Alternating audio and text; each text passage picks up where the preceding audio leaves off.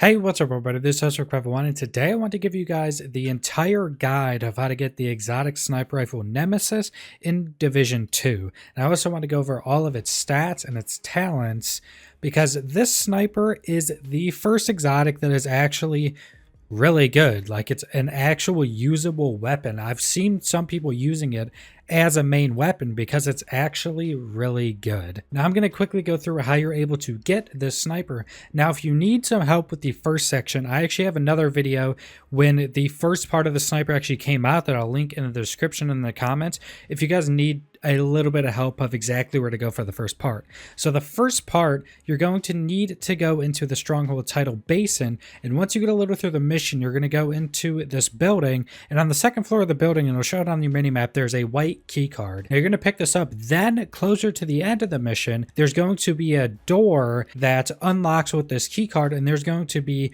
a weapon chest in the room that's faced backwards towards a wall. Now you're going to get a SR1 sniper rifle. It's actually going to be named. It's going to be high end. You're going to get the sniper rifle from this chest, and what you're going to do is you're going to deconstruct that. It's going to give you the first piece of the sniper rifle, and that piece is going to tell you the 3 bosses you need to kill to get the rest of the pieces. Now the other 3 pieces are from the invaded Stronghold missions. Now I'm not certain. I actually have heard that you're able to go in friends games and help them with strongholds when they're going through the world tiers, and you can get it from those. But if you're not able to do that, you just have to wait for the strongholds to cycle every week. There's a new one every week, and you kill the end boss of that stronghold in the invaded version of the stronghold, and you will get a piece. Now, after you have all of those pieces, you have to do the Grand Washington Hotel mission, and the first boss in that also has to be invaded. The first boss in that, which is like a minute or 2 from the start, you can do it on any difficulty you want. You kill that first boss, and that boss will give you the blueprint to be able to craft the rifle. Now, for whatever reason, the rifle crafts at level 490. I guess, for whatever reason, and you can't actually upgrade it unless you had a 250 one.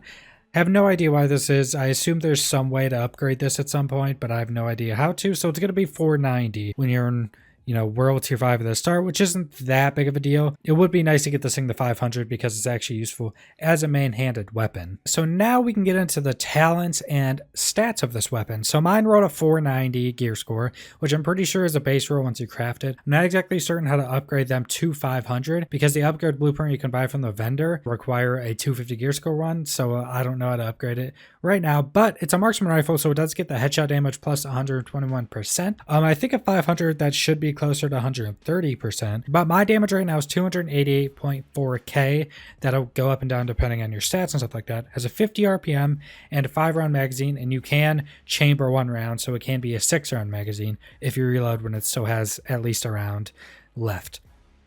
Now, for its first stat is counter sniper. Shots fired deal 0 to 100% weapon damage based on how long the trigger is held before releasing. The time to reach maximum weapon damage is reduced whenever a shot does not kill an enemy it hits. So basically, once you're aimed in with this weapon, you hold the trigger, there's 2 lines on the side to basically charge up, and will do more damage the longer it charges up. Now, from my testing, if you just let those lines fully fill and then let go, it'll deal the full damage. But if you just hold it for like 3 to 5 more seconds, it will just let off the round by itself in that time. But with me testing, it still did the same damage if I just let the things fill and then let go the trigger myself. Now, the second talent is Nemesis. Aiming at an enemy target marks them as your nemesis for 15 seconds, letting you see them through walls. Your shots gain plus 5% damage to your nemesis for each second they are marked to a maximum of 50%. So you need to keep them marked for 10 seconds or wait 10 seconds and then shoot them for maximum damage on that. Now, this means this sniper can absolutely destroy stuff. It's going to be much easier in PvE. PvP will still be good because you can mark them, and then if you get a shot, it will deal more damage. But for PvE, this is going to be absolutely insane because you can mark the target, especially like you're using on the boss. You can mark the target and then wait, like you don't have to wait exactly 10 seconds, maybe like 7-8 seconds, then start your charge up.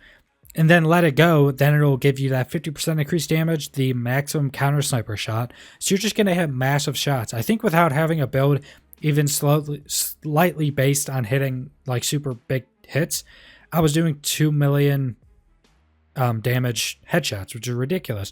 If you did some massive critical hit damage headshot build or something like that, you could just do some ridiculous hits. I think people were doing like 3 million hits I saw. And the good thing about this weapon, it actually has a really good holster talent as well. Well, a decent one kind of. So preparation, while holstered, gain plus 25% headshot damage when scoped with the current weapon. Now it's specifically saying scoped, and in my testing, it does need to be an actual scope. It can't just be any of the other reticles that doesn't make you scope down, like a 6 times or whatever. So you would need to use 2 snipers, which is kind of weird. I don't think many people are going to do that unless they had some type of, I don't know, sniper that they're good with hitting stuff in close quarters. But it could be cool to try really high damage builds. I actually was trying with my SVD, and I think I'm going to do an update on that because I was able to get a ridiculous DPS with my SVD at the target range. So it's kind of cool to see how high of hits and how much damage you can do at the target range. But other than that, this weapon is just a really good weapon. It's actually usable as a main weapon, which is cool. We don't know if this one's going to be increased because they said all exotic weapons are going to have their damages and everything increased to actually make them viable. We don't know if this is one of them.